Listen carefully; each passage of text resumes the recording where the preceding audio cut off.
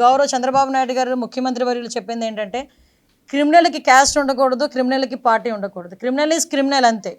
ఆడు ఎలాంటి ఏ పార్టీ వాడైనా అనవసరం, ఏ క్యాస్ట్ అయినా అనవసరం, ఎవరైనా అనవసరం. క్రిమినల్ అన్నవాడు ఎట్టి పరిస్థితుల్లోని కూడా తప్పించుకోవడానికి లేదు, ఎట్టి పరిస్థితులు శిక్ష పడాలి. ఇదే concept. At the same time Chandrababu Naidu గారు వస్తున్నారు, గవర్నమెంట్ వస్తుంది అంటేనే ప్రజలందరికీ కూడా ఒక రకమైన భరోసా ఉంటుంది. చంద్రబాబు నాయుడు గారు లా అండ్ ఆర్డర్ని కంట్రోల్ చేయగలరు, at the same time crime రేట్ని కూడా తగ్గించగలరు అన్న ఒక మంచి ఒపీనియన్ కూడా గవర్నమెంట్ ప్రజలందరిలోని కూడా ఉంది. దీన్ని ఏదో రకంగా డిస్ట్రాయ్ చేయడానికి కంపల్సరీగా ఒక రకంగా చెప్పాలంటే నేను చెప్పేది ఏంటంటే వాళ్ళ కక్ష సాధింపు చర్యలు అనొచ్చు, లేకపోతే కవ్వింపు చర్యలు అనొచ్చు. ఏదైనా కూడా కొన్ని ఇప్పుడు పొంగునూరు లాంటి సిచ్యువేషన్స్ అనేవి జరుగుతూనే మనకి కనిపిస్తూ ఉన్నాయి.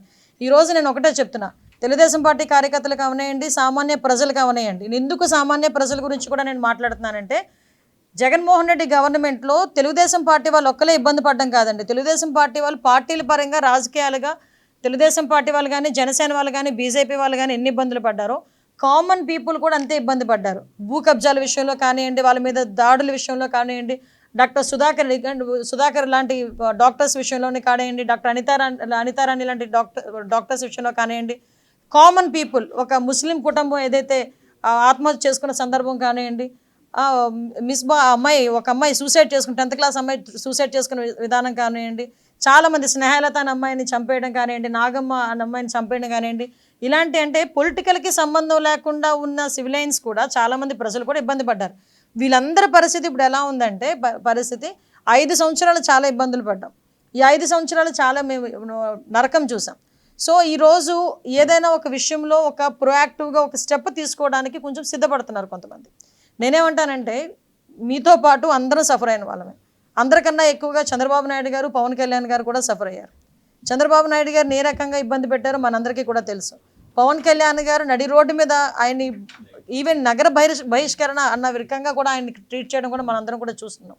ఇటువంటి సిచ్యువేషన్స్లో ఈరోజు మనం అధికారంలో ఉన్నాం. అధికారంలో ఉండేటప్పుడు సంయమనం పాటించాల్సిన అవసరం తెలుగుదేశం పార్టీ కార్యకర్తలు కానీ, జనసేన పార్టీ కార్యకర్తలు కానీ అందరికీ కూడా ఉంది. ఎందుకంటే వాళ్ళు రెచ్చగొట్టే తీరులో ఉన్నారు. ఏ రకంగానైనా బురద జల్లే పరిస్థితిని తీసుకొస్తున్నారు. వాళ్ళు ఎంత తెలివైన వాళ్ళంటే కోడికత్తి శ్రీను డ్రామా ఆడి ఒక్కసారి సీఎం కుర్చీలో కూర్చున్నారు, మళ్ళీ గులకరాయి డ్రామా ఆడి మళ్ళీ సీఎం కుర్చీలో కూర్చోవడానికి కూడా సిద్ధపడ్డ వ్యక్తులు వాళ్ళు. సొంత బాబాయిని చంపి తిరిగి ఆ రక్తాన్ని చంద్రబాబు నాయుడు గారికి రాయాలని చూసిన వ్యక్తులు వాళ్ళు. అలాంటి వాళ్ళు ఈరోజు 164 సభ్యులు ఇంచుమించుగా మనకు మ్యాండేట్ ఇస్తే దాన్ని కూడా ఏదో రకంగా డిస్ట్రాయ్ చేయడానికి, గవర్నమెంట్ మీద బురద చల్లడానికి వాళ్ళు చేసే ప్రయత్నాలు చేస్తున్నారు. మీకు బాధ ఉండడంలో తప్పు లేదు. బాధ ఉంది కాబట్టి మేము ఏదో ఒక స్టెప్ వేస్తున్నాం అన్నది కూడా తప్పు. ఈరోజు చట్టాన్ని ఎవరు కూడా చేతుల్లోకి తీసుకోవాల్సిన అవసరం లేదు. చట్టం తన పని తను చేసుకుపోతుంది. దయచేసి ప్రతి ఒక్కరు కూడా సంయమనం పాటించండి. బోత్ పార్టీస్, నేనేం చెప్తున్నానంటే బోత్ పార్టీస్ మన తాలూకా రాజకీయంగా మన ఉనికి కాపాడుకోవడానికో లేకపోతే బురద జల్లే కార్యక్రమానికో కామన్ పీపుల్ని ఇబ్బందులు పెట్టే పరిస్థితి తెచ్చుకోకూడదు. దయచేసి ఈ విషయంలో ఎలాంటి వాళ్ళైనా అటువంటి సిచ్యువేషన్ క్రియేట్ చేస్తే కనుక చట్టం తన పని తను చేసుకెళ్ళిపోతుంది. లా విషయంలో ఎవరు కూడా అతీతులు కాదు. ఈ విషయం చెప్పడానికైనా ఈరోజు మీ అందరి దగ్గరికి రావడం జరిగింది. దయచేసి ఒకటే చెప్తున్నా, అన్ని పార్టీల వారికి, ఇటు వైఎస్ఆర్సీపీ పార్టీ వాళ్ళకి, టీడీపీ పార్టీ వాళ్ళకి, జనసేన వాళ్ళకి అందరికీ కూడా మనం చట్టాన్ని ఏ రోజు కూడా చేతుల్లోకి తీసుకోవద్దు. మనం చట్టాన్ని చేతుల్లోకి తీసుకొని మనం వాళ్ళు చేసిన ట్రాప్లో మనం పడొద్దు. నేను అది చెప్తున్నా, వాళ్ళు వేసిన ట్రాప్లో అనవసరంగా మనం పడొద్దు. చట్టాన్ని ఎవరు కూడా చేతుల్లోకి తీసుకోకండి. ప్రతి ఒక్క అంశాలన్నీ గుర్తున్నాయి, గుర్తు లేకుండా ఎవ్వరూ లేరు. మర్చిపోయే సంఘటనలు జరగలే లాస్ట్ 5 సంవత్సరాల్లో. కాబట్టి దయచేసి అన్నీ గుర్తున్నాయి, అన్నిటికీ సమయం రావాలి.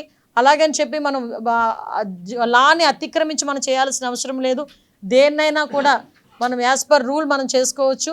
దానికి ప్రతి ఒక్కరు కూడా సంయమనం పాటించండి.